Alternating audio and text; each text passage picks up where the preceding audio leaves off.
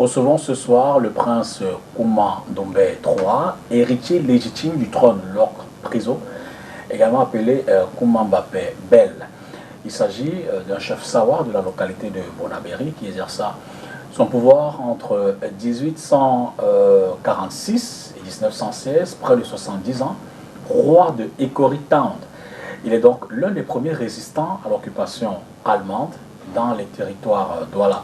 On dira de vous, prince, bonsoir déjà. Bonsoir. On dira de vous que vous êtes le chantre désormais de la lutte contre les cultures importées, notamment occidentales. C'est possible qu'on le dise? Ambo akalambula boso msangombe na moto te asianya indutu yese nde nyambe weke na bambambe basuma mende jongwane. Moi je pense que je suis pour l'équilibre. Vous ne pouvez pas être comme nous, chez nous, à Douala, et tout le temps on m'oblige de parler français et anglais. Comme si je n'avais pas ma langue, comme je viens de saluer notre peuple. Les autres ne peuvent, c'est-à-dire que c'est pas normal. Imaginez-vous un Chinois qui est chez lui en Chine, il veut bénir son fils. Et il doit emprunter la langue de quelqu'un qui a 10 000 kilomètres. Est-ce que c'est normal? Mais c'est ce qui est devenu évident chez nous. On dit même qu'on est bilingue. Vous vous rendez compte? Vous êtes bilingue, vous les Camerounais là. Quelle est votre origine française? Quelle est votre origine anglaise? C'est ça le drame. Et pendant ce temps, vous ne savez même pas qui vous êtes. Vous ne savez pas, c'est-à-dire que vous qui êtes l'origine de l'humanité, c'est-à-dire quoi? C'est-à-dire que nous, au niveau scientifique, on sait aujourd'hui que l'être humain, comme vous et moi, il est essentiellement noir depuis 330 000 ans. 300, je n'ai pas dit 30 000 ans. Sur ce continent, l'homme noir est là depuis 330 000 ans. Et il n'y avait pas une autre couleur de la peau. Maintenant, je veux dire que ce n'est pas la propagande, c'est les résultats scientifiques d'aujourd'hui. Comme on sait que le Sahara, par exemple, le Sahara était vert à l'époque. Le Sahara était vert, le Sahara n'a jamais été un désert au début. Donc, vous êtes là depuis 330 000 ans. La dépigmentation de la peau, c'est-à-dire que où la peau noire devient de plus en plus blanche, etc. C'est un phénomène récent dans l'humanité, de 8 000 ans seulement. Je ne sais pas si les gens comprennent ce que je dis. La dépigmentation, c'est-à-dire pour produire la peau blanche ou jaune, etc. C'est un phénomène d'il y a 8 000 ans. Et vous, vous êtes là depuis 330 000 ans. Et vous êtes les esclaves des autres. C'est quoi ça, cette histoire? Ça veut dire quoi? Ça veut dire que c'est vous, les Noirs, qui avez tout inventé, c'est normal. Parce que les autres, une autre couleur de la peau n'existait même pas. En 2018, ce 2018 qui vient de passer là, les Anglais en Grande-Bretagne ont montré qui est leur ancêtre. C'est un Noir. C'est pas moi c'est pas nous qui avons dit ça, c'est eux-mêmes qui ont publié ça. Sur la base de recherche. Sur la base de recherche de Shadowman. Donc, et on vient vous dire que vous devez, vous là, les Camerounais là, vous devez vous calquer maintenant au Français qui est venu ici en 1916, 19, etc. Et l'Anglais qui est aussi venu après. Mais c'est quoi ça, cette histoire? Vous qui êtes l'origine de l'humanité, vous qui avez tout donné au monde, mais tu vas à l'école, on ne t'apprend rien là-dessus. D'accord, je rappelle donc que vous êtes écrivain, germaniste, historien, éditeur et universitaire, auteur de plusieurs ouvrages évidemment, et fondateur de la maison d'édition et de la fondation Afrique à venir. Oui. Y a-t-il une histoire derrière? Bon, je vais d'abord dire... J'aurais dû ajouter politologue aussi. Oui. Mais vous voyez, je vous ai apporté un livre ici. Oui. Das Deutsche Kaiserreich. Ok. au Cameroun, c'est-à-dire le Reich allemand au Cameroun.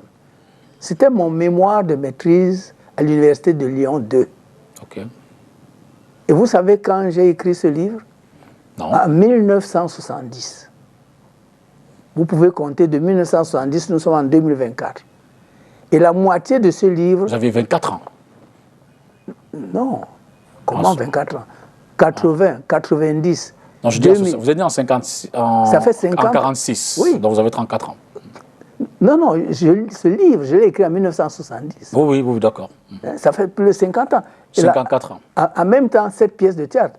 Parce que je me suis dit, ça c'est scientifique, mais ce n'est pas le théâtre qu'on peut avoir accès. Ah, Cameroun, vous avez arrêté Deutsche Kolonie, 1970. Donc, je veux dire que je sais que les Camerounais ne connaissent pas tout ça, puisque ce n'est pas en français ou en anglais, puisque nous sommes des bilingues, français et anglais. Et c'est ça qui est très grave, puisque c'était les premiers colonisateurs. Quand tu ne parles pas ta langue, ça veut dire que tu n'as pas la clé. De ton histoire. De tout. Tu n'as pas la clé de ton histoire. Tu n'as pas la clé de ton héritage scientifique. Tu n'as pas la clé de ta spiritualité. On t'a enlevé toutes ces clés et on te jette quelque part. Tu es bilingue, et puisque c'est à ce moment-là aussi que le christianisme est entré chez nous. Bon, tu es chrétien, tu es musulman, mais depuis 330 000 ans, la spiritualité que toi, tu as construite pour l'humanité entière, tu ne sais même pas. Tu es coupé de ça. Donc, c'est ça qui fait notre drame. Alors, votre question là, vous parliez d'Afrique à venir. Exact. Vous voyez, j'ai toujours été préoccupé de qui nous sommes. Tu dis que tu es Camerounais, tu es Africain. Tu ne parles même pas ta langue. Tu es Camerounais, tu es Africain. Tu ne peux rien dire sur... Tu peux réciter des choses 20 sur 20 sur la France, sur la Grande-Bretagne, sur les États-Unis, mais sur toi-même, rien. Alors, ça m'a beaucoup préoccupé depuis.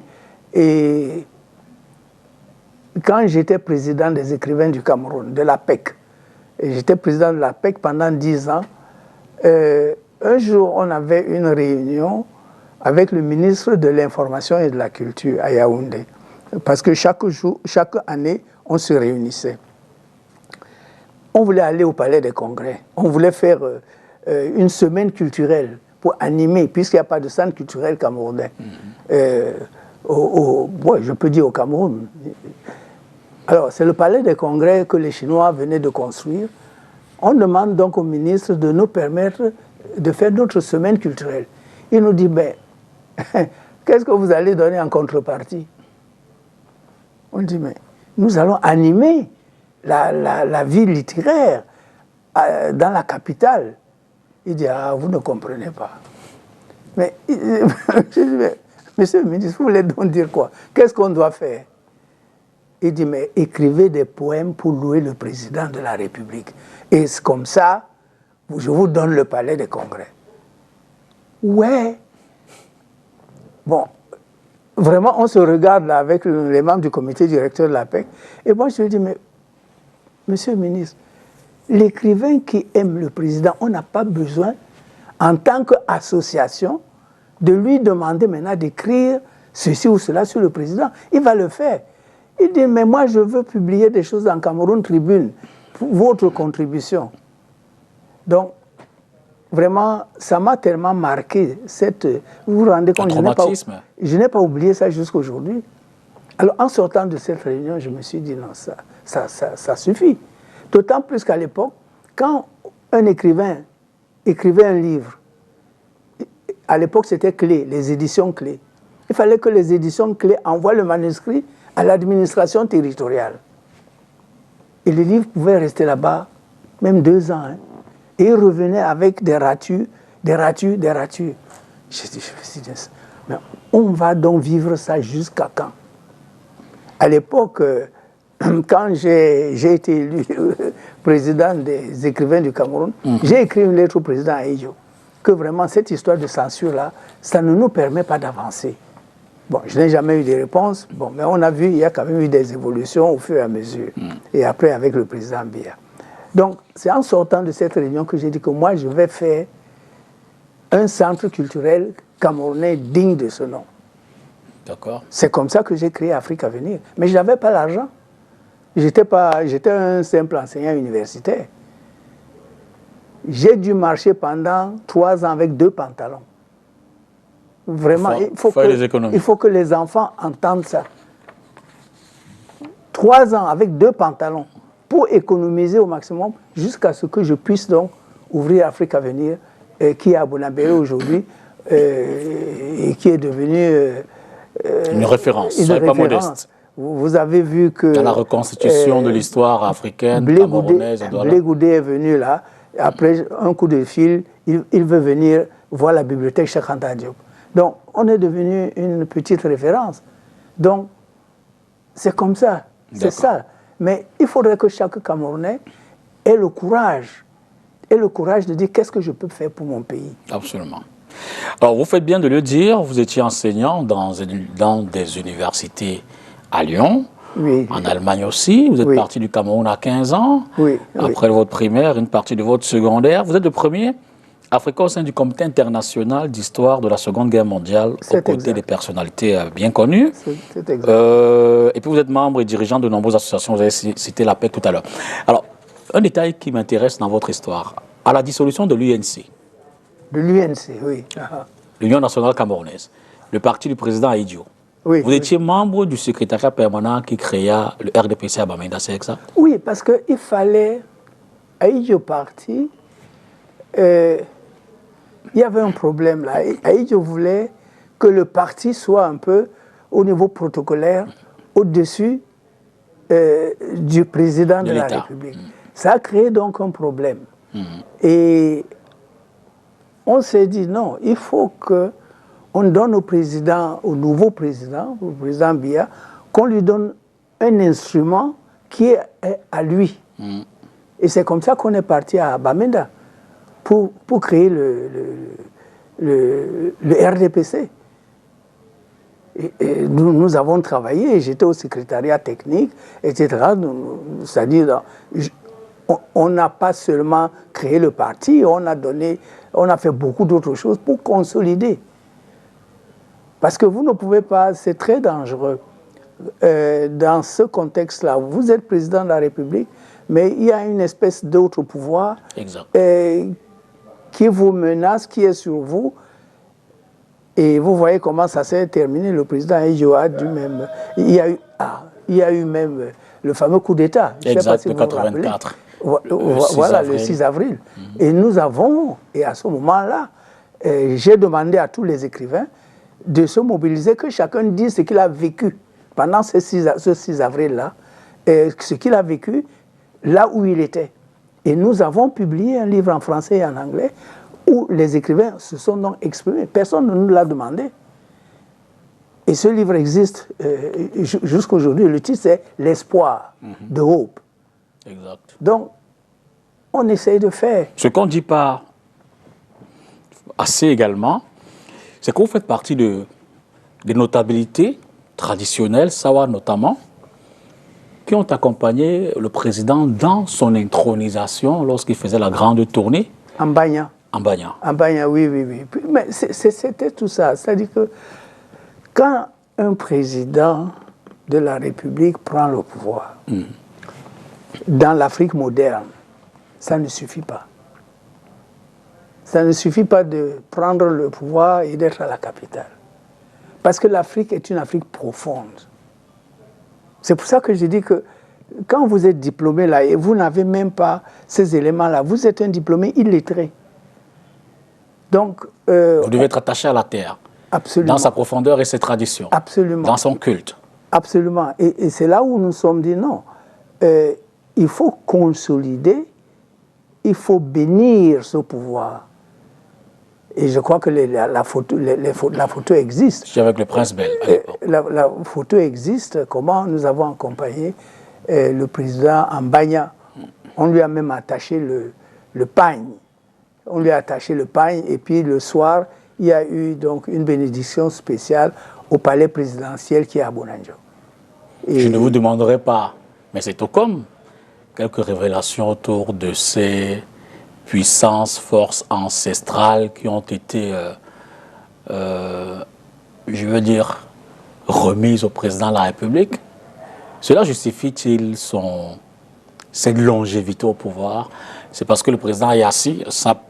Je le rappelle, ce rituel n'a pas été fait qu'ici. Le président fait pratiquement le tour de la République. Est-ce qu'on peut penser que c'est l'un des pans qui pourrait justifier cette longévité au pouvoir? Les ancêtres du Cameroun sont-ils toujours assis aux côtés du président sur son trône aujourd'hui?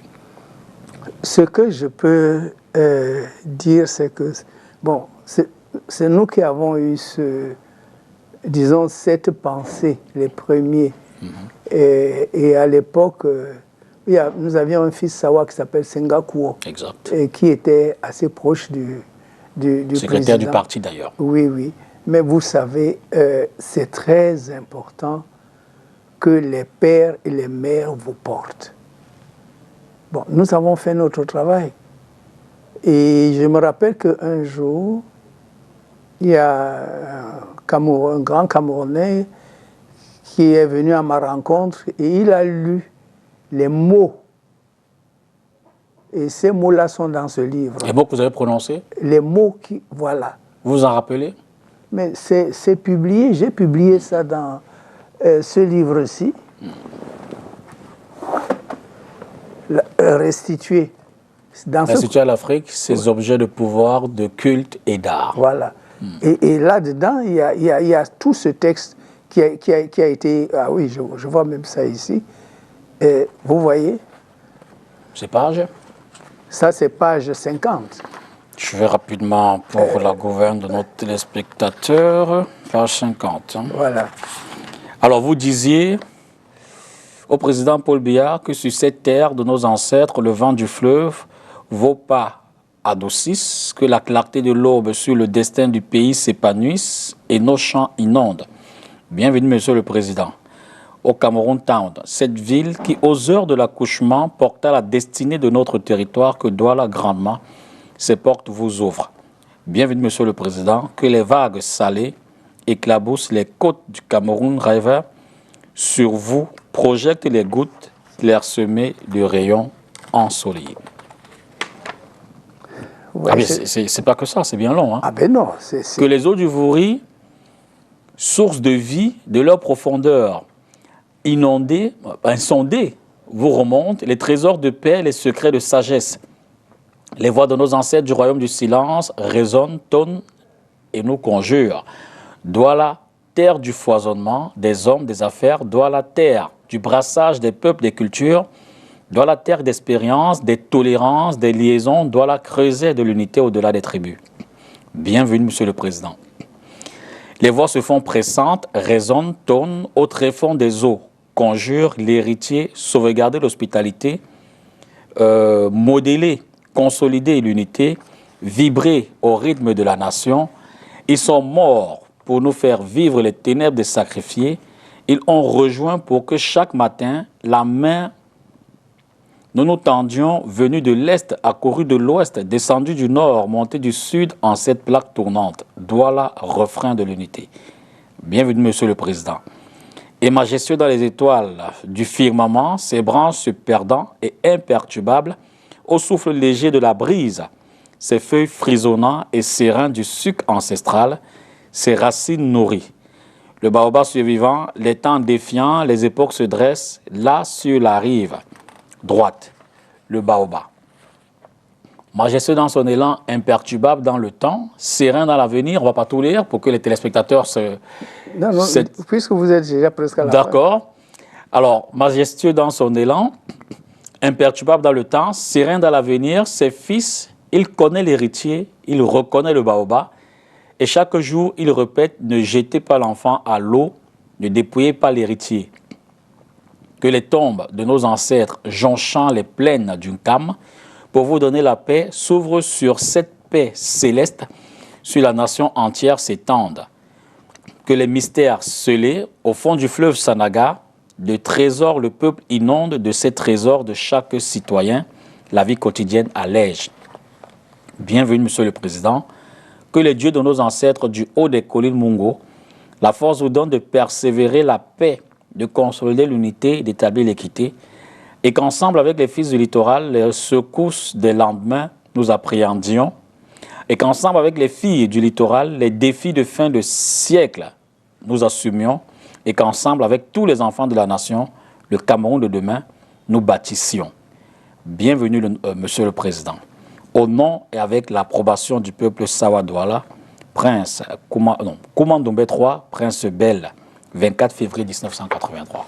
Ça, vous le disiez en langue Douala ou en français? Non, en français, puisque c'était devant au palais. Alors, ce que les profanes pensent souvent, c'est que généralement, lorsqu'il y a une sortie comme celle-là, le cabinet civil fait peut-être un briefing ou prépare le texte. Ce texte, vous l'avez écrit vous-même, inspiré de... Il n'y avait pas le cabinet civil, c'était avec tous les rois et chefs Sawa. Ok. Oui. Je me rappelle encore très bien. Nous nous étions rencontrés à Daïro. D'accord. Chez le roi de Daïro. Et donc, c'était convenu que c'est ça le texte. Et le soir, il a même été imprimé. Et pendant la soirée de gala, on a remis ça imprimé au président. D'accord. Bon, parce que voilà ce que nous avons fait. Parce qu'il fallait, ce nouveau président qui venait, c'était pas seulement ce qui se passait en superficie. Il fallait lui donner à un autre niveau le pouvoir pour pouvoir... Parce que le slogan qu'il avait apporté à l'époque, c'était rigueur et moralisation. C'est-à-dire c'était une nouvelle voie. Donc nous avons fait. Et puis, vous savez, quand vous avez donné, vous avez donné. Hein. Absolument. Et ce sera à refaire aujourd'hui? Bon, aujourd'hui, on n'a pas un nouveau président. Alors, prenons l'hypothèse. Est-il nécessaire, comme président nouvellement élu, le président aura certainement un successeur un jour, aujourd'hui ou demain, ou dans 10, 15 ans, 20 ans. Est-il systématiquement nécessaire qu'un président s'imprègne de nos valeurs culturelles, traditionnelles, ancestrales? Nous sommes des Africains. Le prochain président devra-t-il également faire le tour du Cameroun pour être... Non, chacun a sa destinée. D'accord. Mais nous sommes des Africains. Il ne faut jamais oublier ça. Nous sommes des Africains. Et l'Afrique profonde existe. Elle n'a pas disparu. Même si il y a cette superstructure-là de domination. Mais même cette domination-là, on est en train de travailler au fur et à mesure pour que cette domination-là cesse et quitte l'Afrique. Le président Paul Biya partira-t-il avec toutes ses puissances ou alors devra-t-il les léguer en même temps ou le jour où il passera le... Je ne suis pas à côté de lui. D'accord. C'est lui-même qui sait. Dans ces... ce serait peut-être une révélation. Dans ces parcours non visuels, il vous arrive souvent toujours de le rencontrer, de discuter des choses et d'autres. Non, je crois que ce qui est important, c'est qu'est-ce que chacun de nous va léguer comme héritage. Et ça, c'est chacun qui devra répondre devant les pères et les mères. Qu'est-ce que pendant ton parcours, tu as fait pour pouvoir léguer un héritage aux nôtres pour qu'ils puissent mieux vivre? C'est ça. Et ça, c'est chacun individuellement qui va répondre. Vous allez répondre, moi, je vais répondre, lui, il va répondre. C'est-à-dire que là, ce n'est plus une question de... Là, vous ne pouvez pas tricher.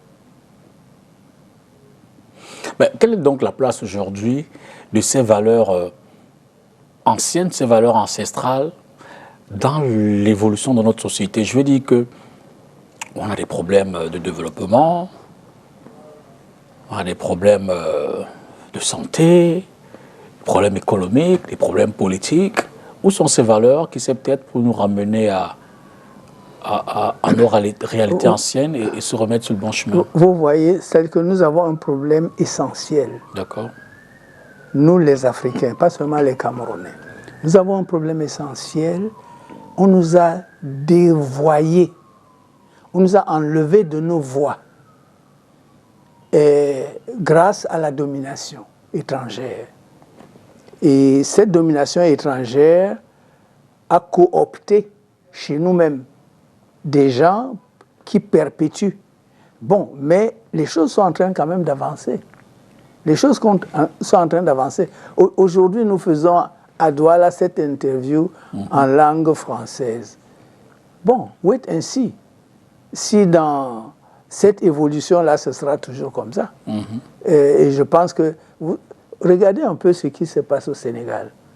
Avec l'arrivée du président...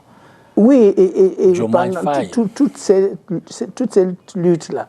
Mais les gens parlaient en Wolof. Pourtant, ils sont aussi des francophones, etc. Absolument. Mais quand les choses deviennent sérieuses, la langue reprend sa place. C'est-à-dire que la profondeur de votre culture reprend sa place. D'accord. Mais il faut faire attention au Cameroun parce qu'on a été trop détruit, trop dévoyé. C'est pour ça que je dis, et je redis que, attention, c'est une catastrophe de vous définir comme francophone et anglophone. À combien de kilomètres de gens qui sont... Or, l'Afrique est le berceau des langues. Si vous voyez le nombre de langues qu'il y a sur ce continent, c'est-à-dire la diversité linguistique, l'Afrique est une excellence. Et ces langues-là ne sont pas des langues mortes. Mais encore une fois, ce que je veux dire, c'est que ce soit en médecine, regardez la médecine, puisque vous avez parlé de la médecine. Mais on dirait que nous n'avions pas de médecine.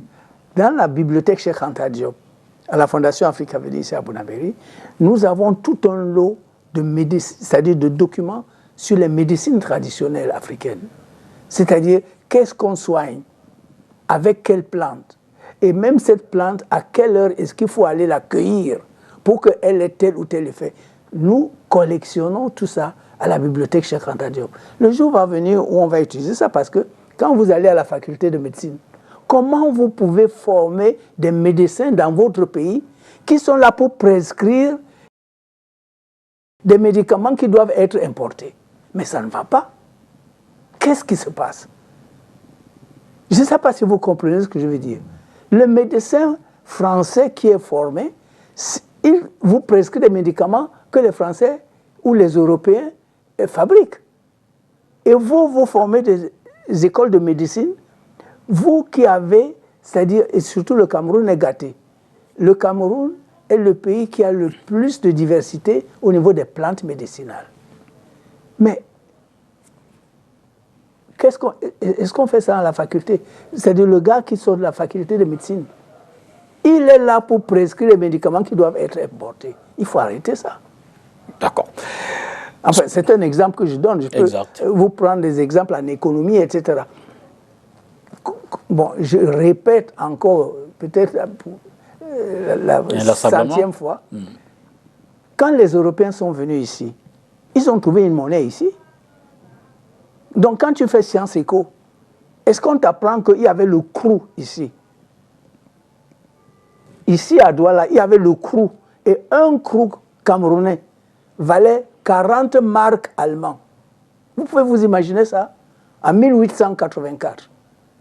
Et quand les Allemands ont pris le Cameroun, ils ont dévalué tout de suite le crou. À un crou égale 20 marques allemands.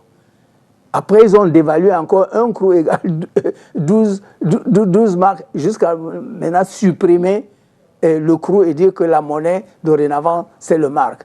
C'est-à-dire que c'est depuis que nous sommes sur la monnaie des autres. Tu fais Sciences Éco, on ne te dit pas qu'il y avait une douane ici, avant les Européens. Une douane. Et que les documents sont à la bibliothèque Cheikh Anta Diop. La douane de King Bell, la douane de Lok Priso, la douane de Daido, la douane... Il y avait 4 douanes ici. Tu n'apprends pas ça? Tu apprends que la douane, maintenant, c'est les Européens. Mais c'est quoi ça, cet assassinat? L'autre trait caractéristique de votre identité, c'est que vous n'utilisez pas beaucoup votre prénom Alexandre. Bon.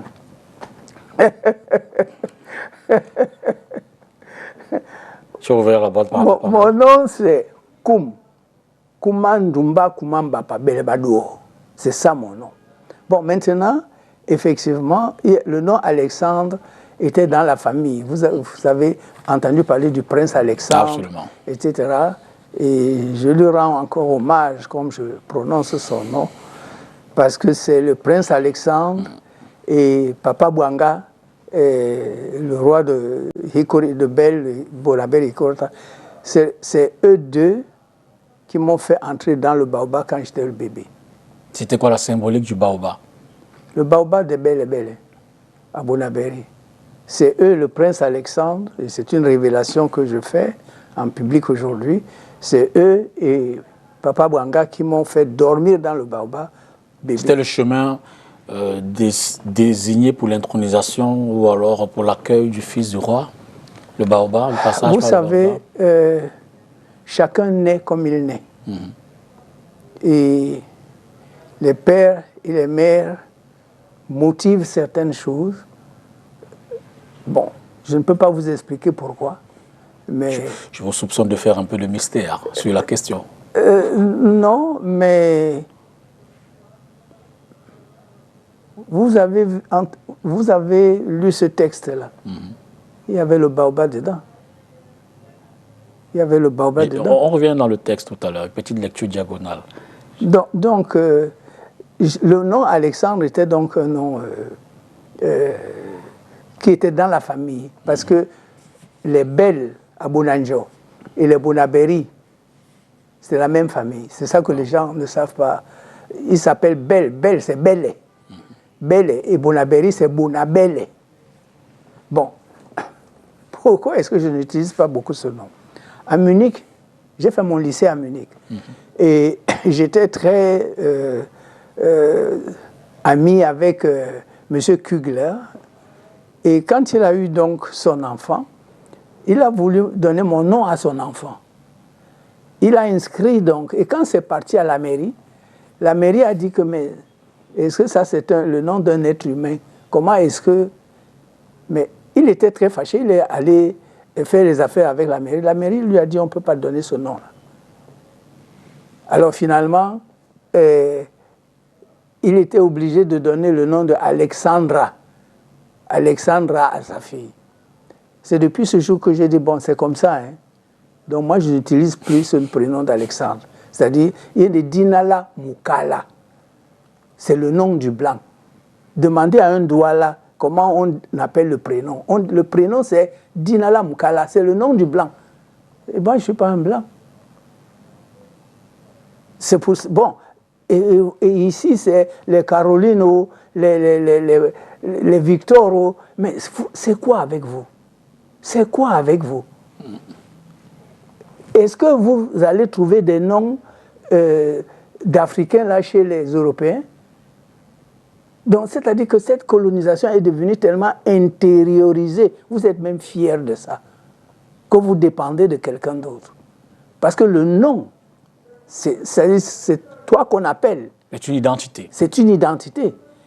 Mais les Africains savent quand même que quand tu es malade et qu'on doit maintenant te soigner vraiment, quand on amène au village, ce n'est plus ton prénom, là, le Dinala Mkala qu'on prononce. Hein.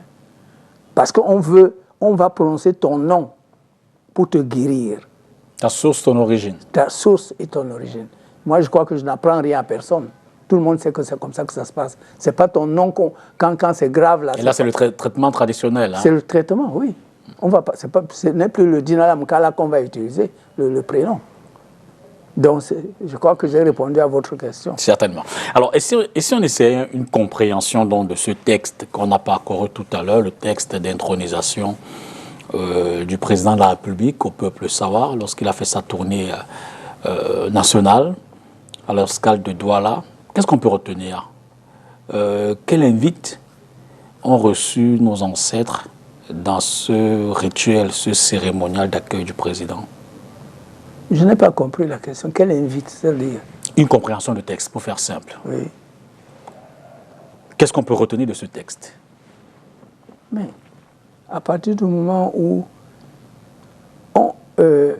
le président Biya arrive à la magistrature suprême, Il ne faut pas qu'il soit seul. Et vous avez vu, nous on a commencé ici, mais après les autres ont fait la même chose. Absolument. Il a fait la tournée chez plusieurs qui ont fait la même chose. C'est-à-dire qu'il n'est pas là pour lui seul, il n'est pas là pour lui-même. Il est là pour veiller à la destinée de tout un peuple, de tout un pays. C'est une charge trop lourde. De ce qui est vu et de ce qui n'est pas vu. Bien sûr. Bon, c'est trop lourd. Et alors, le problème aussi, c'est, et vous voyez dans ce livre-là, il y a beaucoup de choses. Le problème aussi, c'est que, mais il a aussi des comptes à rendre. Bien sûr. C'est-à-dire que quand on te donne, mais c'est pour que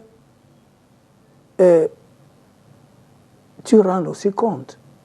Et que quand ça ne va pas, quand c'est compliqué, qu'on s'assoit, qu'on essaie de voir qu'est-ce qu'on peut faire. Mais malheureusement, les choses ont tourné autrement. Parce qu'aujourd'hui, moi je pense, et je pèse mes mots, je ne suis pas seulement un homme traditionnel, je suis quand même professeur de sciences politiques.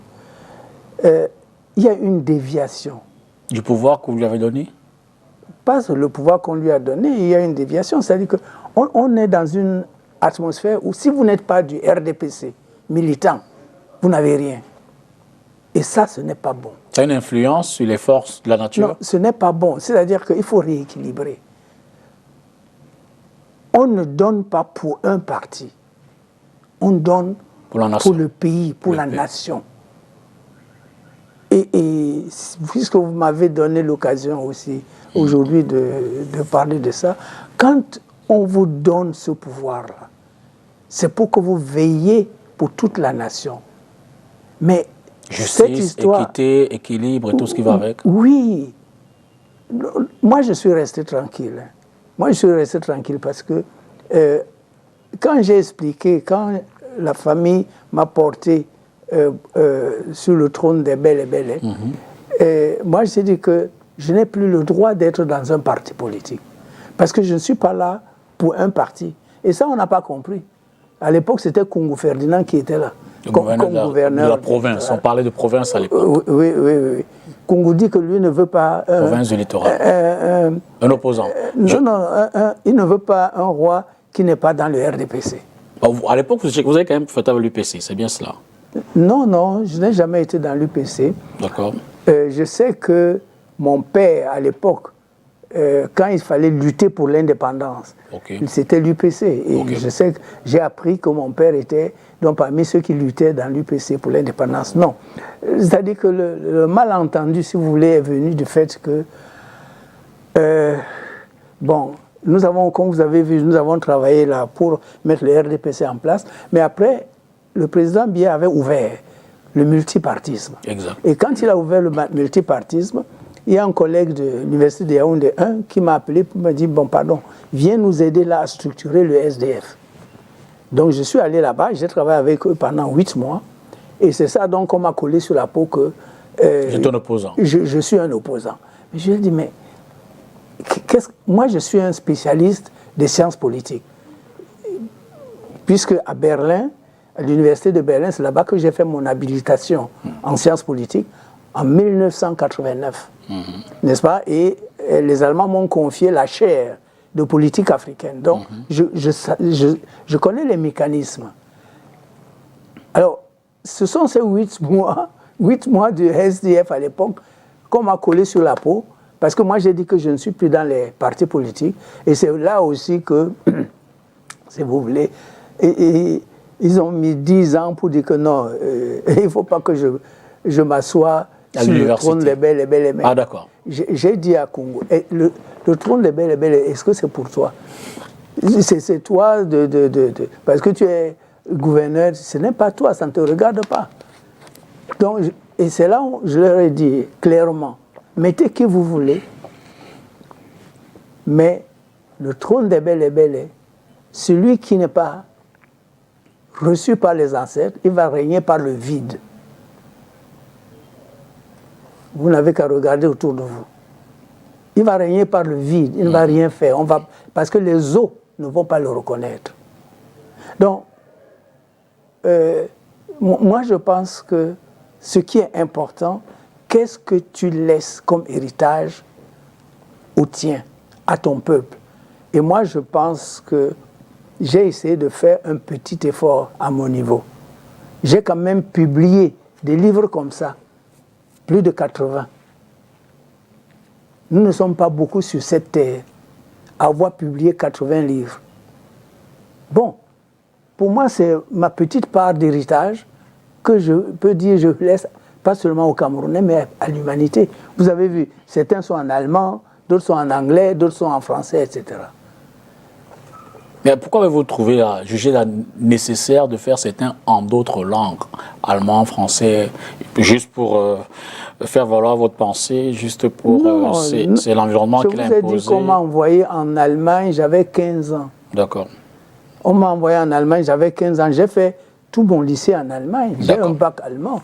Et après, donc j'ai commencé à écrire quand j'étais encore au lycée. Alors, vous disiez tout à l'heure que vous avez le sentiment, effectivement, que quand on vous donne, parlant du pouvoir que les ancêtres ont donné au président Biya, vous devez être garant de l'équité, de la justice et de tout ce qui peut permettre de mieux diriger une société.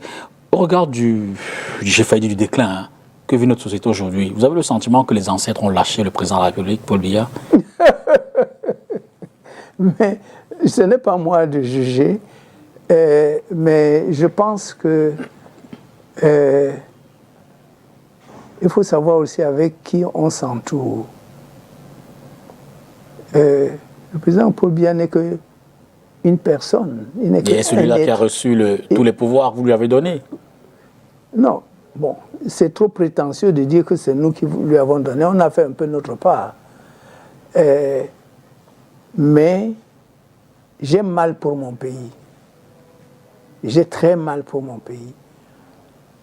Parce que c'est un pays béni de Dieu. Qu'est-ce qu'il n'y a pas au Cameroun? Nous avons tout. Je vous ai parlé des plantes médicinales tout à l'heure. C'est nous qui avons la diversité la plus grande dans le monde. On a un sous-sol absolument merveilleux, généreux. Mais il y a un problème. Les Camerounais ont un problème. La génération actuelle a oublié d'aimer le pays. C'est-à-dire que chacun regarde seulement ses petits intérêts, petits ou grands intérêts. Chacun regarde seulement comment il peut accumuler le plus vite possible. Quand on te nomme à un poste, tu ne rêves pas que comment je peux, ce poste qu'on m'a donné, transformer ça pour que le pays avance. Mais plutôt, tu rêves comment est-ce que je peux voler le plus vite. Et je crois que c'est quand je dis que j'ai mal pour mon pays. Alors aujourd'hui, comment voyez-vous le rôle donc de la société traditionnelle, des gardiens de la transition que vous êtes dans cet environnement, comme on le décrit, qui est... La responsabilité est trop lourde. Okay. Elle est très, très lourde. Et il y a un désordre très grand. Parce que, vous savez, les chefs traditionnels aujourd'hui, ou les rois, maintenant sont souvent même nommés. C'est-à-dire que, comme j'ai dit tout à l'heure, pour nous dans le littoral, les autres ne te reconnaissent pas, mais tu as le décret. Tu peux faire tous les faux rituels que tu veux, ils n'auront jamais d'effet. Et ceux qui m'écoutent, qui sont les rois, les vrais, ils comprennent ce que je dis. Ton décret là, c'est bien. Tu vas te pavaner. Mais si tu n'es pas celui qui a été choisi par les pères et les mères, tu n'as pas de pouvoir. Et c'est ça qui détruit les choses parce qu'on ne sait plus, c'est-à-dire qu'on n'a plus respecté que les pères et les mères assurent la succession. l'État vient se mêler à ça. Tu as donc un sous-préfet, un préfet qui vient, qui lui-même ne sait rien. Excusez-moi, je sais de quoi je parle. Et c'est lui maintenant qui vient dire, bon, voici celui. Et ce livre-ci, il faudra que les Camerounais le lisent, vraiment. S'il vous plaît, ce livre-ci, parce que il y a tous ces problèmes-là qui sont discutés. Restituer à l'Afrique ses objets de pouvoir, de culte et d'art. Restituons notre mémoire collective africaine aux éditions Afrique Avenir. Le livre a été édité en 2019 et réédité en 2023, je me trompe? Il vient d'être réédité là. En 2024. La deuxième. Voilà. Ouais, restituer à l'Afrique. Ce n'est pas seulement les autres qui doivent vous restituer, mais vous-même. Vous-même, vous devez restituer à l'Afrique ces objets de pouvoir, de culte et d'art. Parce que chez nous, vous savez, on parle, je ne sais pas, dans la discussion actuelle, on parle des objets d'art. Mais ça, c'est du n'importe quoi. Ce ne sont pas des objets d'art. Les objets que les gens ont pris, ce sont des objets de culte et de pouvoir. Mais les objets de culte et de pouvoir sont faits de manière artistique. Exact. Mais on a dévoyé donc ça en Europe. Et pour dire vraiment le vrai problème, c'est que les Européens, quand ils sont venus ici, ils ont commencé à dire que tous vos objets africains là, ils sont des Njunju. C'est des choses de Satan. Exact. C'est des choses de Satan. Mais alors, puisque c'est des choses de Satan, puisque c'est vous qui avez le pouvoir, brûlez-les alors, pourquoi? Mais qu'est-ce qu'ils ont fait? Ils ont amené chez eux. Et dans ce livre, je décris comment même les missionnaires s'attellent à ramasser tous ces objets-là, non pas à les jeter dans le fleuve ou à les brûler, mais à embarquer ça chez eux. Et aujourd'hui, nous avons vu que vous, les Camerounais, vos objets ne sont plus au Cameroun. En Allemagne, l'Allemagne est restée ici 32 ans. Mais dans ces 32 ans, je ne sais pas si je peux retrouver ça rapidement, dans ces 32 ans, ils ont pris, vous voyez, plus de 40 000 objets. Ok, la carte. Okay. Quand vous voyez cette carte ici, voici où sont les objets camerounais. Vous voyez ce qui est resté au Cameroun. Et ça, c'est l'Allemagne. Alors, tout le grand point rouge en Europe, vous dites c'est la quantité d'objets pris. Oui, pris ici. Et le petit point rouge en bas? C'est toujours la quantité où ici vous c'est ce qui reste. Ça, c'est Yaoundé. C'est en fait Yaoundé, c'est-à-dire le Cameroun. D'accord. Voilà ce qui reste au Cameroun. Ok. Voilà ce qui est parti. Ça, c'est l'Allemagne. Hein? Ici, ça c'est la France. Ça, c'est New York, etc. Voici où nos choses sont. Mais alors, le problème, c'est que, pour faire vraiment bref, de quoi s'agit-il? Il s'agit de votre énergie. Il faut enfermer votre énergie, il faut l'enlever de chez vous, et l'enfermer. Et quand vous allez dans ce qu'ils appellent musées, vous trouverez que ce n'est même pas exposé. Hein. Je viens de Berlin, là, il y a 1 mois et demi, j'étais à Berlin, au musée Humboldt. Ils ont exposé 100 objets africains, là. Mais dans la cave, il y en a, vous savez combien? Non. 75 000. Oh là là. Mais il y a 100 qui sont exposés au musée Humboldt. Je veux dire que si je me fais un dessin, ça veut dire que l'esprit africain il faut enfermer est cadenassé ça. Il faut quelque part en Allemagne. Parce que si on vous permet de retrouver vos énergies, mais tout le monde sait que, comme vous êtes l'origine de l'humanité, vous allez bondir. Parce que c'est ça, c'est-à-dire que dans ce débat de restitution, les gens ne comprennent même pas encore de quoi il s'agit. Ils croient que c'est une histoire de prendre des œuvres, de ramener des œuvres d'art. Or, la politique actuellement, c'est que, ok, les Allemands qui ont donc pris pratiquement, actuellement, ils ont presque 50 000 objets camerounais, objets entre guillemets. Ils vous disent, ok, vous les Béninois ou bien les Namibiens, on va vous donner 20 objets ou 40 objets. Vous les Camerounais, on va vous donner, on n'a pas encore donné, mais on va vous donner peut-être 20 aussi. Vous allez faire une grande fête. 20, c'est par rapport à quoi? Quand ils ont pratiquement 50 000. Parce qu'officiellement, dans les musées officiels, il y a 40 000 objets camerounais. Mais il faut aussi voir les musées privés. Et il faut voir les musées suisses. Parce que Bismarck avait envoyé, non pas les missionnaires allemands ici, mais les missionnaires suisses au début.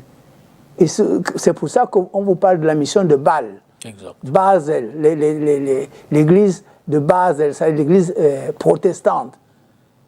C'est parce que Bismarck envoyait, non pas les Allemands, parce qu'ils avaient des problèmes religieux en Allemagne, il a donc pris les Suisses qui parlent allemand, il les a envoyés au Cameroun. Donc nos choses aussi sont chez les Suisses. Vous vous rendez compte? Donc on vous enferme comme ça et on vous éloigne, même au niveau scolaire, on vous éloigne de tout ça. Vous ne savez même pas ce qui existe. Mais votre énergie est enfermée chez les autres. En fait, vous dites énergie pour vous faire un peu... En réalité, ce sont nos esprits. Je ne sais pas, les mots... Nginyasu. On le dit en français. Nginya, nos forces, nos énergies. Ba nongo ne myon nginyasu. Nginya nga ba poulemo. Au plana myon loiwema. C'est difficile parfois en français. On a pris nos esprits, on les a enterrés c'est pour qu'on ne puisse pas se relever. C'est votre force. C'est votre force qu'on a pris, vous avez, jusqu'aujourd'hui, vous avez des caisses qu'on n'a pas encore ouvertes dans ces caves-là. Donc, comme on est en train de négocier aussi maintenant, il faut que tous ceux qui sont dans cette commission pour la négociation, il faut qu'ils comprennent ces choses-ci. Ce n'est pas seulement une histoire de bon, et les autres, mais les autres savent, parce qu'eux, ils travaillent depuis des siècles sur cette question. Et ils savent qu'ils vont vous calmer. Et ce que je trouve très grave, les musées où il y a tout ça là, n'existaient pas avant la colonisation. C'est quand ils ont commencé à ramasser toutes ces choses-là ici qu'ils ont construit ces musées. Je me les mets au défi. Au défi de dire que non, notre musée là, c'était déjà depuis non. Tous ces musées ethnologiques, c'est quand il y a eu la colonisation qu'ils ont construit ça. Et maintenant, qu'est-ce qu'ils disent aux Africains? Pour qu'on vous rende, construisez aussi des musées où vous allez enfermer ça. Je dis, mais... Donc c'est eux qui viennent même nous dire maintenant, je leur dis, j'ai fait une conférence il y a 1 mois et demi à Berlin. Je leur ai demandé, dites-moi dans quel musée vous avez pris africain, dites-moi dans quel musée camerounais vous avez pris ça. Et il y avait des musées ici. Ces 40 000 objets que vous avez maintenant dans les musées publics, vous avez pris ça dans quel musée camerounais? Maintenant, vous vous demandez que le Cameroun construise d'abord un musée pour mettre ces choses. Ça permet de vous demander où étaient ces objets justement lorsque les Allemands sont venus les prendre. Mais c'était des objets que nous utilisions tous les jours. Quand il y avait des objets de pouvoir, il y avait des objets de culte. C'était essentiellement ces choses-là. Et c'est très intéressant, comme certains missionnaires de Bâle, ou bien, bon, pour la période française, certains Français, ils décrivent très bien où est-ce qu'ils sont allés chercher ça. C'était effectivement dans des lieux saints. C'est dans ces lieux saints qu'ils... Et regardez les églises en Europe. Mais dans ces églises, vous avez beaucoup d'objets rituels dans les églises, que ce soit les églises catholiques, protestantes, etc., en Europe. Imaginez-vous que les Chinois viennent maintenant, avec leur armée, etc., et ils raflent tout ce qui est en Europe. Ils raflent tout ce qui est dans ces églises-là, etc. Ils amènent ça chez eux, ils disent que ce sont des objets d'art. Et pendant 140 ans, parce que ça me fait bien, pendant 140 ans, les Français n'ont pas accès, ou les Anglais, ils n'ont pas accès à ce que les Chinois ont pris là. Et qu'ils ont pris presque 90% de leurs objets. Donc c'est ça le vrai débat. Et nos gouvernements qui négocient ces choses-là doivent comprendre que ce n'est pas une histoire de musée. Nous n'avons pas de culture de musée. Alors depuis 26 ans donc 1998, vous vous êtes lancé dans cette bataille, vous demandez à l'Allemagne la restitution de la pro-princière, le Tanguay, Oui. notamment pour vos ancêtres. Quel est donc le sens profond de cette demande officielle? Je veux dire que n'y a-t-il pas d'autres démarches en dehors de la voie officielle, j'ai envie de dire les voies ancestrales, si tant il est que ce sont nos forces qui sont emprisonnées là-bas? Si j'ai bien compris ce que vous demandez, c'est est-ce que c'est seulement par le gouvernement Exact. qu'on peut faire ça? Mais moi, je n'ai pas attendu le gouvernement. Non, non. C'est-à-dire qu'il y a la voie officielle. Vous dites que ces choses sont des choses visibles et invisibles. Oui, c'est ça, oui. Donc là, vous êtes dans des démarches visibles. Oui. Est-ce qu'il n'y a pas d'autres démarches pour aller restituer ou récupérer ces... Mais est-ce que c'est à la télévision que je ne sais pas. À la télévision, pour vous poser la question, libre à vous de répondre ou pas. Non, moi, je suis serein parce que mes pères et mes mères sont avec moi. Quand je faisais ce travail à Berlin en 98, vous voyez, en 98, c'était à la télévision comme ça. Et j'ai amené la photo du Tanguay de mon grand-père, c'est-à-dire cette photo-ci là. Et j'ai montré ça à la télévision en 98, c'était la télévision ARD. Je lui ai dit, voici le Tanguay de mon grand-père que vous avez pris en 1884. D'accord. Rendez-le-moi. Il doit rentrer à Bonabéry. Bon. Et c'est là où on a lancé le débat en Allemagne. Et je suis donc heureux que le débat est devenu aujourd'hui mondial. Je ne dis pas que c'est moi qui ai lancé le débat. Le débat, c'est Mactambo, quand le Sénégal est là, Mactambo, quand il était à l'UNESCO, c'est lui qui a commencé à parler de ça. Bon, mais moi, pour l'Allemagne, c'était en 1998. D'accord. Et moi, je ne peux pas faire ce genre de travail seulement comme professeur d'université. Et il s'agit de choses profondes. Et je pense que dans toutes ces luttes-là, parce que ce sont de vraies luttes, hein, surtout que je faisais ça en solo à l'époque. Vous avez beaucoup comment dirais-je, on vous tape dessus. De résistance. On vous tape dessus, parce qu'il me disait que j'étais en train de déshonorer l'Allemagne à l'époque, que je suis en train de salir l'Allemagne. Mais moi, je leur disais non, il faut qu'on regarde l'histoire. Donc tous ces coups que j'ai reçus, si je n'avais pas la protection de mes pères et de mes mères, je ne sais pas si je serais encore assis ici. Les coups reçus du visible et de l'invisible. Des coups très durs, mais oui, mais parce que à partir de là, vous attaquez la profondeur des choses. Puisque on vous a tout pris, on enferme. Mais pendant qu'on vous a pris, on vous enferme, on vous impose maintenant, on vous apporte d'autres choses qui leur permettent de vous dominer. Donc, à partir du moment où vous commencez à gratter ça, mais on vous combat à plusieurs niveaux. Ces prises, se sont-elles matérialisées de façon visible, physique ou de façon invisible? Ces prises, lorsqu'ils sont venus les Allemands, oui, c'était des accaparements physiques, visibles, ou alors tout s'est fait également? Mais, n'est-ce pas, ils vous ont apporté leur religion? D'accord. Vous aviez ces religions avant. Avant 1884, vous aviez les catholiques ici, vous aviez les protestants ici, vous avez les baptistes, vous n'aviez pas tout ça.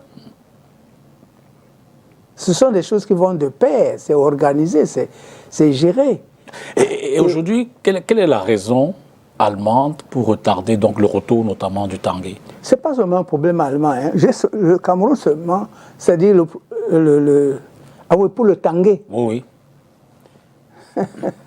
Qu'est-ce qu'ils disent? Pourquoi est-ce qu'ils traînent le pas? Ils traînaient le pas. Au début, ils disaient que c'était un cadeau. J'ai détruit tous ces arguments qu'ils ont apportés. Bon, et aujourd'hui, j'étais au ministère.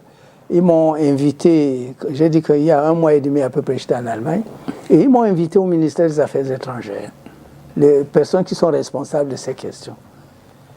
Ils m'ont dit, nous, on est prêts pour rendre. Mais c'est vos problèmes camerounais là qui maintenant retardent. Vos problèmes camerounais là, c'est quoi?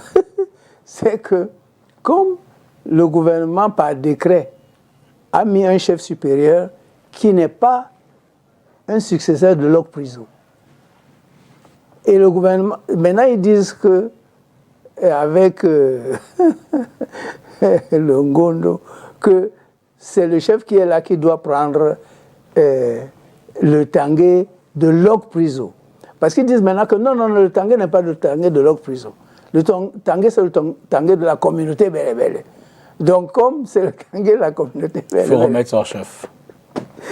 L'ignorance est pire qu'une maladie. D'abord parce que j'ai publié ici que, attention, il n'y a pas qu'un tanguay. Dans la recherche, nous avons pu très très bien voir... Vous voyez, j'ai publié ça par exemple. Il y a... Ça, c'est le tanguay de Locke Priso. En haut, le tanguay de Locke Priso, d'accord. Voilà. Au milieu. Le deuxième tanguay, c'est le tanguay qu'il y a toujours au musée de Munich. C'est celui de... Alors, ça, c'est le tanguay de Bonabéry, mais il y a encore un débat là-dessus, sur l'origine.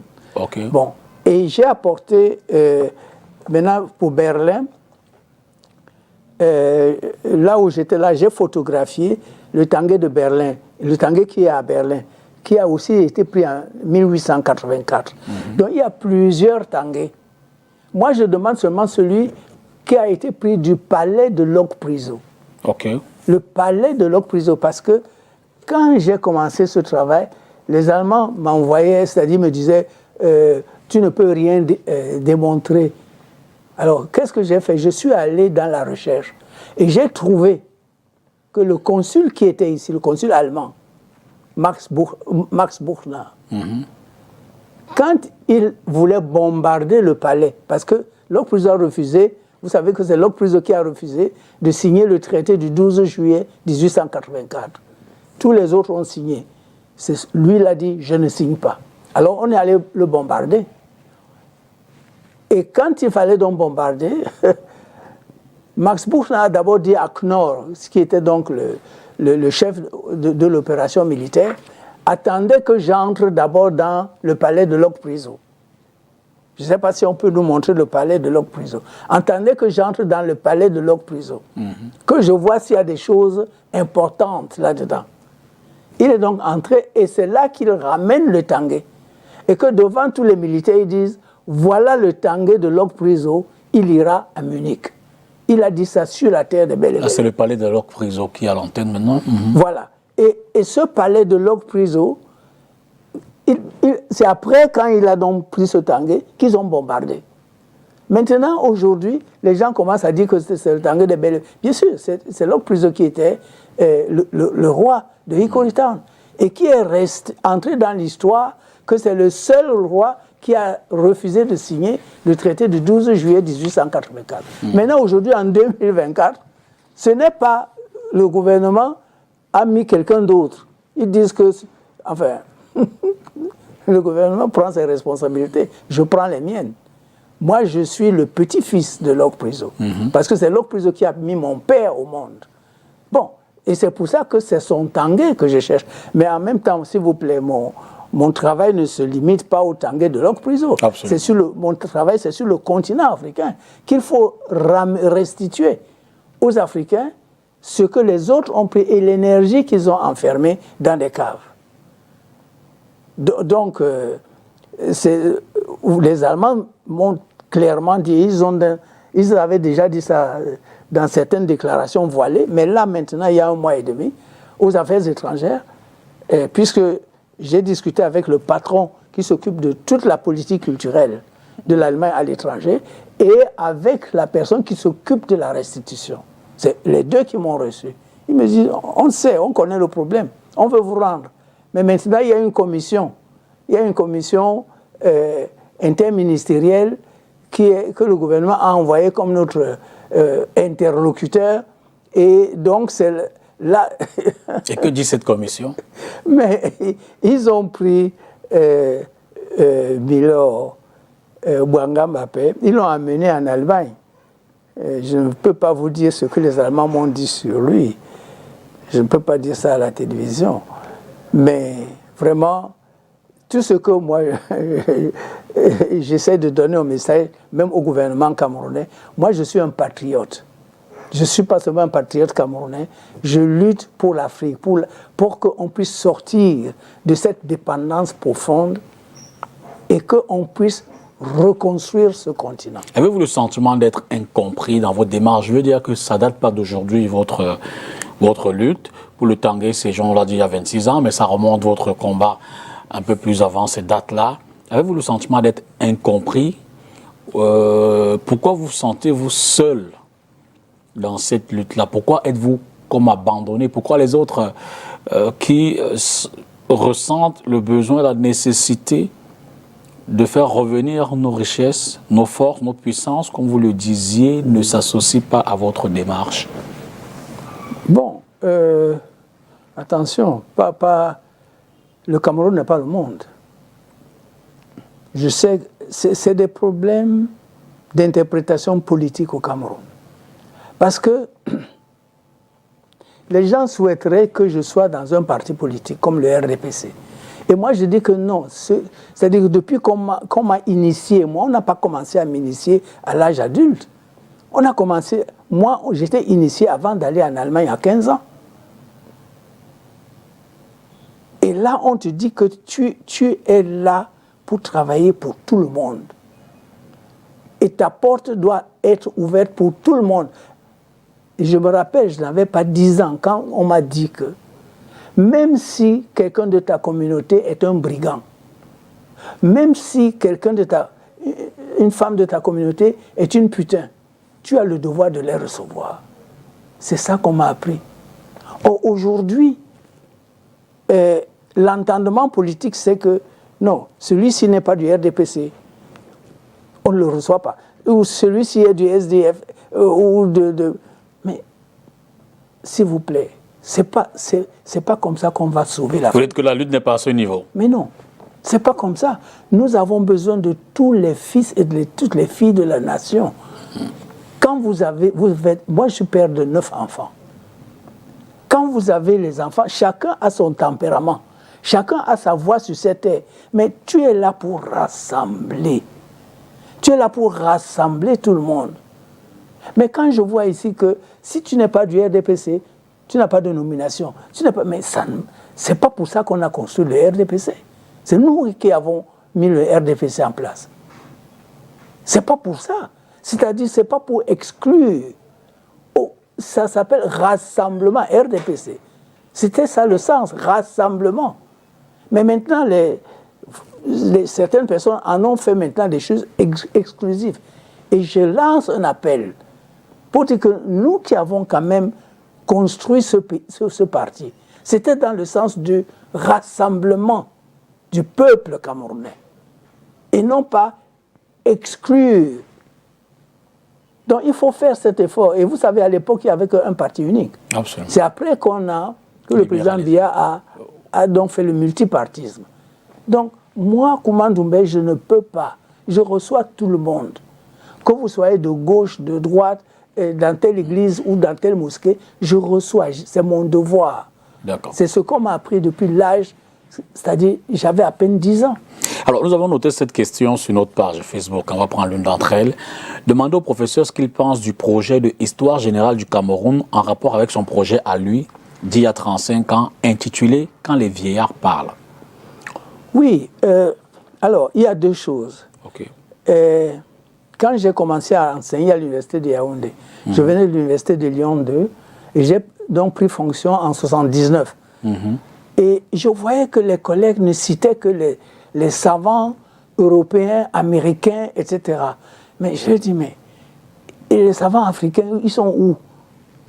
J'ai enseigné à l'université de Lyon 2, c'était normal qu'on cite les savants européens, etc. Mais maintenant, je suis à Yaoundé. Et j'entends que tout le monde ne cite que les Européens. Alors, les collègues m'ont dit, mais tu veux qu'on cite qui?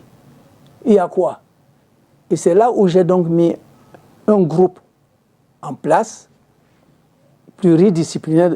Il y avait des juristes, il y avait des économistes, il y avait des germanistes, des historiens. On a parcouru tout le Cameroun.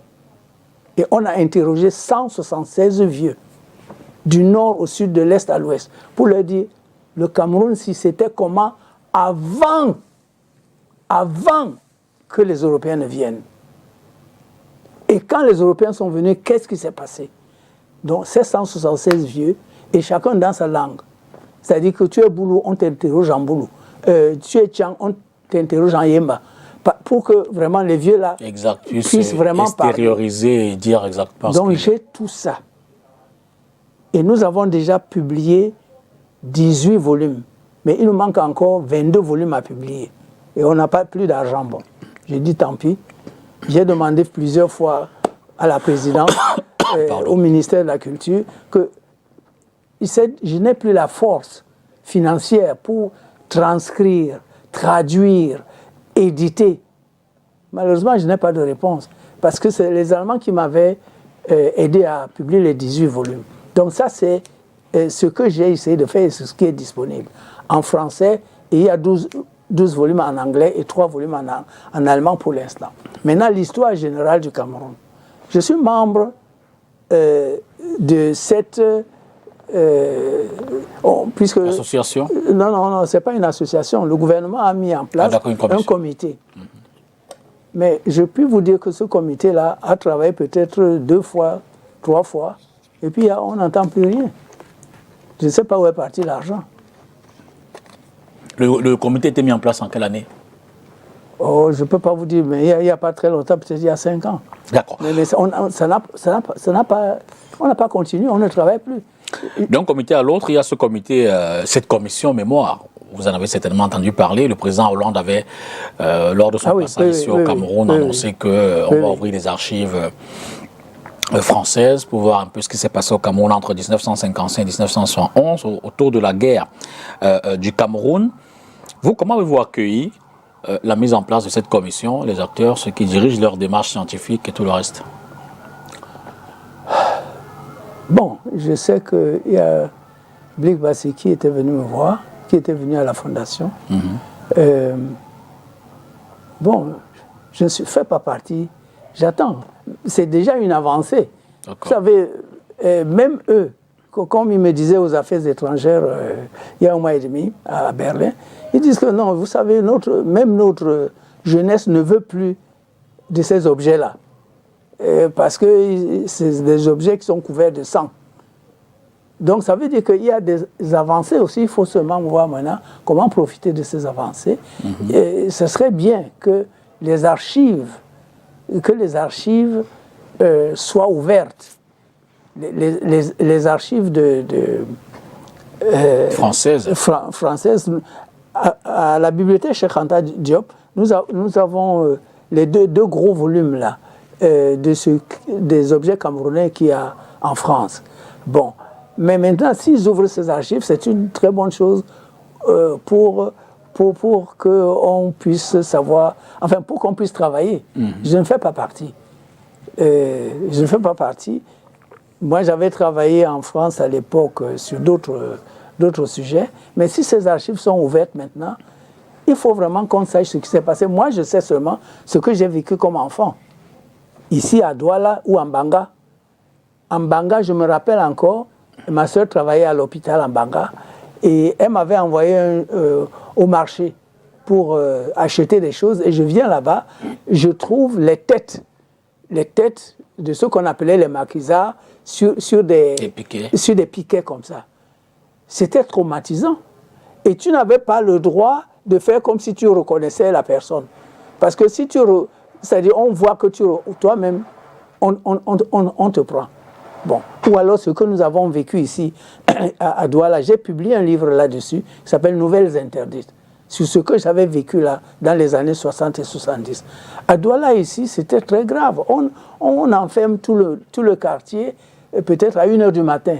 Les militaires encerclent tout. Et puis après, vous voyez, ils cognent avec le fusil, vous ouvrez, et ils prennent le père ou ils prennent le frère, etc. Et puis c'est tout, vous l'entendez. Après, on entend qu'ils sont partis les jeter par hélicoptère là où il y avait les caïmans. Il faut qu'on dise, c'est-à-dire la vérité à ce peuple. Qu'est-ce qui s'est passé ici?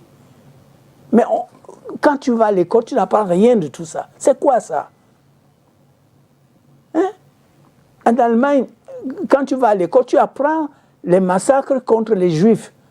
Hein? Ce que Hitler a fait aux Juifs, etc. C'est en Allemagne, mais ce n'est pas tabou. Tu apprends ça. On va apprendre quand tout ça au Cameroun. Alors, comme il faut protéger un certain nombre de choses, et moi, vous savez, j'ai encore apporté un livre ici que je vais vous montrer. Je ne sais pas si beaucoup de Camerounais connaissent Monsieur Jean, c'est Jean-Paul Ojoula. Ojoula. Vous savez, ça c'est Ojoula. Je l'ai lu. Louis-Paul Ojoula. Vous voyez cette date, quand est-ce que j'ai acheté ce livre, quand j'ai lu ce livre de Ojoula, en haut. Le 30 septembre 1963. J'étais élève en Allemagne. Et ça, c'est une traduction allemande d'Ojoula. Et c'est Ojoula qui a mis un certain nombre de présidents dans la zone francophone, dans les pays francophones. Donc, c'est pour ça que je dis que, mais, s'il vous plaît, je dis, les programmes scolaires là, il faut les décoloniser. Il faut décoloniser les programmes scolaires au Cameroun. Parce que c'est ça qui va nous... Enfin, pas seulement au Cameroun, mais je veux dire surtout dans les pays francophones. C'est ça qui va nous permettre d'avancer. Il faut rappeler qu'Ojoula était médecin. Oui. Il était à l'OMS à l'époque. Oui. Il a rédigé beaucoup d'articles sur l'Afrique, et puis il était, on peut dire, régent au Cameroun pendant bien longtemps. Voilà. C'est un Français. Absolument. Mais c'est lui, même au Cameroun ici... On dit de lui que c'est lui qui a un peu conçu le système. Exactement. Oh, vous voyez, quand moi je l'ai lu, 1963, j'étais élève à Munich. J'ai eu mon bac en 1967, mais en 1963, je le lisais déjà. Donc c'est pour ça que les gens ne peuvent pas tellement me comprendre. Parce que moi, c'est-à-dire que ce sont des choses qui m'ont préoccupé très tôt dans ma jeunesse, et qui continuent à me préoccupé. Et je ne sais pas si vous pouvez montrer ce livre-là. Parce que je suis fatigué de l'ignorance. Tu ne diras plus que tu ne savais pas. Oui, je suis fatigué de l'ignorance qu'on impose aux Africains. Parce que même ceux qui sont allés jusqu'au doctorat, il y a des choses essentielles qu'on ne leur apprend pas à l'école. Leçon africaine pour la marche d'une nouvelle humanité. Voilà, c'est ça. Leçon africaine pour une nouvelle marche de l'humanité. Le voyage dans le temps de 300 000 ans que nous venons de réaliser sur le continent africain à travers ce livre nous concerne toutes et tous, car il explique le rôle central de l'Afrique dans l'édification de notre diversité à l'échelle mondiale. Pendant que certaines populations humaines, une fois sorties d'Afrique, découvraient des terres diverses et lointaines, beaucoup d'autres continuaient à évoluer au sein du territoire africain. L'Afrique n'est donc pas seulement une terre d'origine, elle est aussi le seul continent noir à avoir hébergé toutes les périodes de notre évolution jusqu'à aujourd'hui. Alors, vous voyez, c'est la paix qui est on n'est pas seulement l'origine de l'humanité, mais tous les autres là, ce sont nos enfants. Les jaunes, les blancs, etc., ce sont les enfants africains qui sont sortis du continent et qui ont été dépigmentés. Est-ce que les Africains sont conscients de ça? Hein? C'est-à-dire qu'on croit plutôt que c'est les autres qui sont supérieurs, nous devons faire comme... Mais c'est toi qui es l'origine. Mais ça veut dire quoi? On doit te montrer cette originalité-là, en sciences, en médecine, en mathématiques, etc. J'ai publié un livre sur...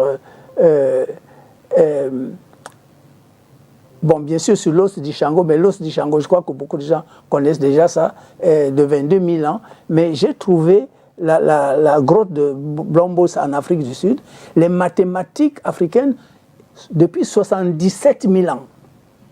77 000 ans. Mais quand tu fais mathématiques à l'université, on ne t'en parle pas. C'est quoi ça? Il faut arrêter cette...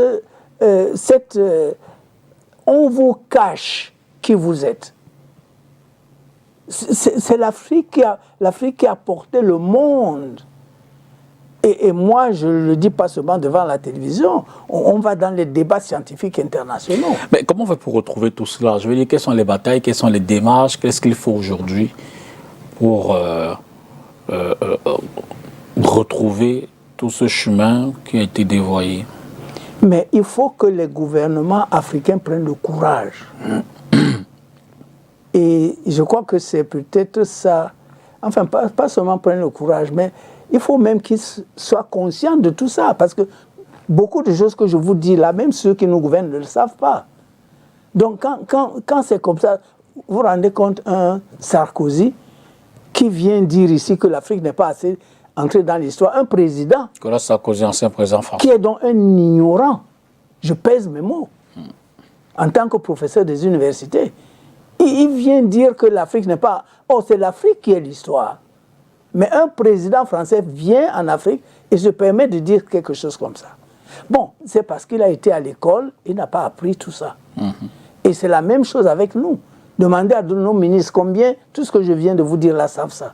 Donc, ils doivent quand même faire l'effort d'humilité, de se dire qu'on nous a mis dans un carcan, il faut sortir de ce carcan et utiliser ce qui existe pour sortir de ce carcan. Mais quel est l'état du conflit latent entre la légitimité royale et la légitimité républicaine dans nos pays?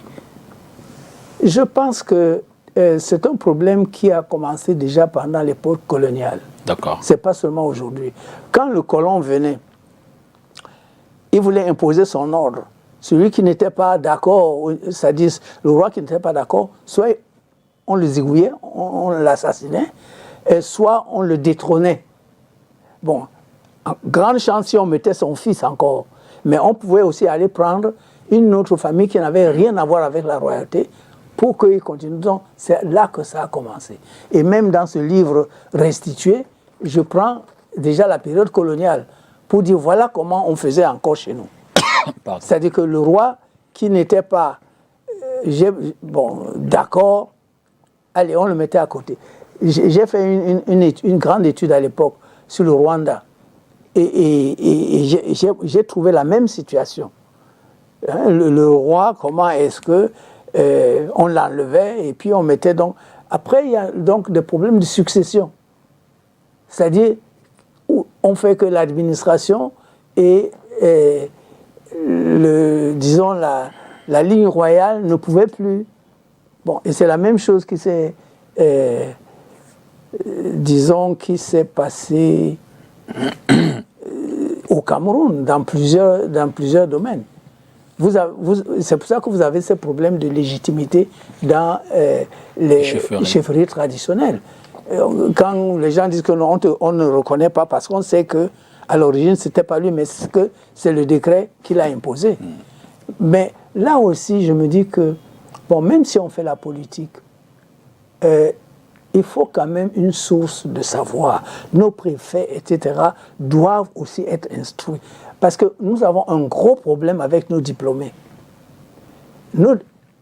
On va à l'école pour avoir le diplôme. Après, c'est fini. On ne lit même plus. Je ne sais pas si ce que je dis n'est pas vrai, mais c'est ce que j'ai observé. C'est-à-dire, on va à l'école, une fois qu'on a eu le diplôme, le livre n'existe plus. Oh, c'est dans les livres quand même que vous pouvez trouver des vraies choses. Et moi, je pense qu'aujourd'hui, en 2024, dans les pays africains, il faut des structures pour former, c'est-à-dire pour donner une formation à nos cadres, à nos décideurs, pour qu'ils s'imprègnent de beaucoup de choses qui sont essentielles. Bon, et je pense que c'est ce que la Fondation Afrique Avenir internationale essaye de faire. Nous le faisons ici, mais on ne le fait pas seulement ici. Afrique Avenir existe depuis 20 ans à Berlin. Et je suis très fier que Afrique Avenir à Berlin est à l'avenue du Cameroun numéro 1. Vous venez à l'avenue du Cameroun numéro 1 à Berlin, vous tombez sur Afrique Avenir. Bon, on essaie à Paris. Avant, on essayait aussi à Windhoek et au Bénin, mais Bénin et Windhoek, on a fermé pour des raisons stratégiques parce qu'on n'arrivait plus à être sur la même longueur d'onde. Donc moi, je pense que vraiment, le gouvernement camerounais a les moyens, C'est-à-dire que nous formons beaucoup de gens, beaucoup d'universitaires, mais tous ces universitaires ont un problème, ils ne savent pas qui ils sont. Parce que dans leur programme, ce n'était pas prévu. Donc on peut rattraper ça. On peut rattraper ça par des séminaires. On peut rattraper ça par des workshops. Et c'est ce que nous essayons à notre tout petit niveau de faire avec la Fondation Afrique Avenir. Et je suis heureux que la ville de Douala a compris ça. La ville de Douala, maintenant, nous avons signé une convention avec la ville de Douala pour qu'on puisse faire ça au moins dans la ville de Douala. Ces séminaires, ces workshops, pour essayer de faire à ce que les gens se rattrapent. Et moi, je dis merci au docteur Roger Mbassa qui a compris la nécessité pour que nous puissions faire ce travail ensemble. Est-ce que cette bataille va-t-elle vous survivre? Je veux dire que vous menez un combat qui n'est pas encore gagné, qui n'est pas encore définitif. Est-ce que vous le voyez dans la durée? On a reçu Blé Goudé hier, mercredi. Oui. Alors, quand je leur disais que moi, je suis fatigué d'avoir travaillé pendant toutes ces décennies-là, et que je ne dors pas la nuit, parce que je me dis, mais tout ce qu'on a pu bâtir là, comment ça va continuer? Comment ça va continuer?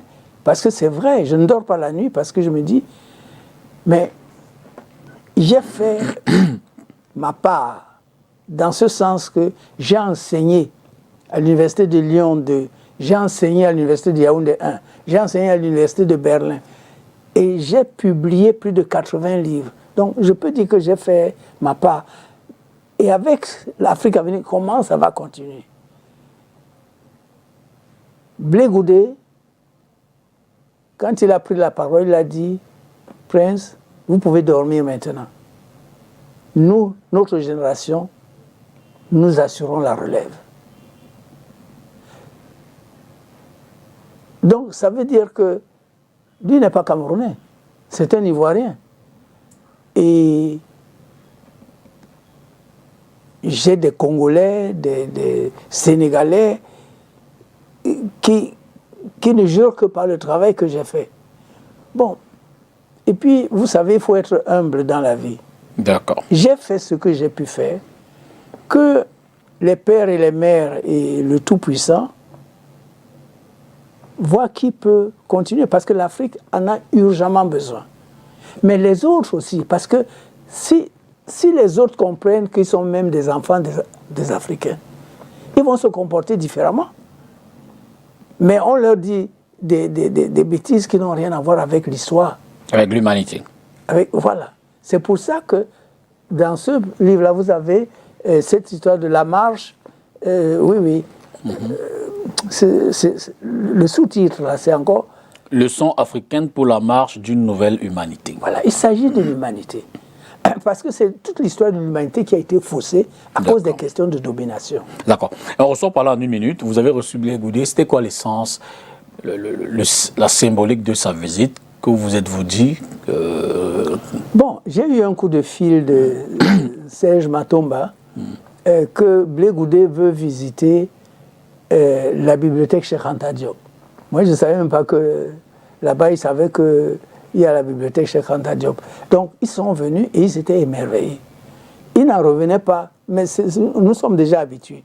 Même Théophile Obenga du Congo, quand il est venu, il dit qu'il n'a jamais vu ça en Afrique. Que Obenga disait, je voyage beaucoup, mais ce que vous faites là, je n'ai jamais vu ça. Bon, donc ils étaient émerveillés parce que Obenga était aussi avec 2 ministres centrafricains. Ils sont venus ensemble. Blé Goudé, pardon.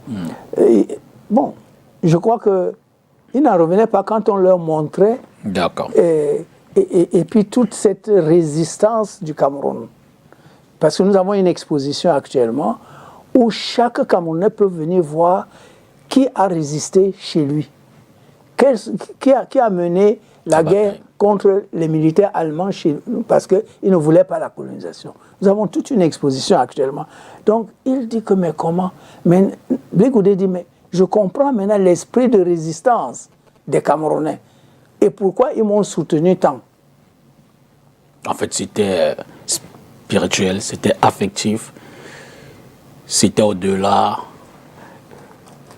Je pense que c'est tout ça qui est mélangé. Vous savez, les choses marchent ensemble. Merci, Prince. Nous sommes arrivés au thème de ce délice de cette émission qui nous a replongé évidemment dans... C'est toujours un plaisir, hein, et beaucoup d'émotions, beaucoup d'enseignements surtout. Merci beaucoup. Comme on dit, vous avez l'âge d'être la bibliothèque et vous l'êtes d'ailleurs. Merci beaucoup. Mais que les Camerounais lisent. Je suis Camerounais. J'ai publié plus de 80 livres. Mais demandez à un Camerounais s'il a même touché un seul. S'il vous plaît, faites un effort pour que vous puissiez aussi avoir une part de l'héritage. Merci infiniment. Merci à vous à la maison d'avoir regardé cette autre édition de l'entretien. Ce soir, nous étions avec le prince Kouma Ndombé III, légitime et héritier du trône de Lok Priso. Bonsoir et à jeudi. Merci beaucoup. Que la paix soit avec vous.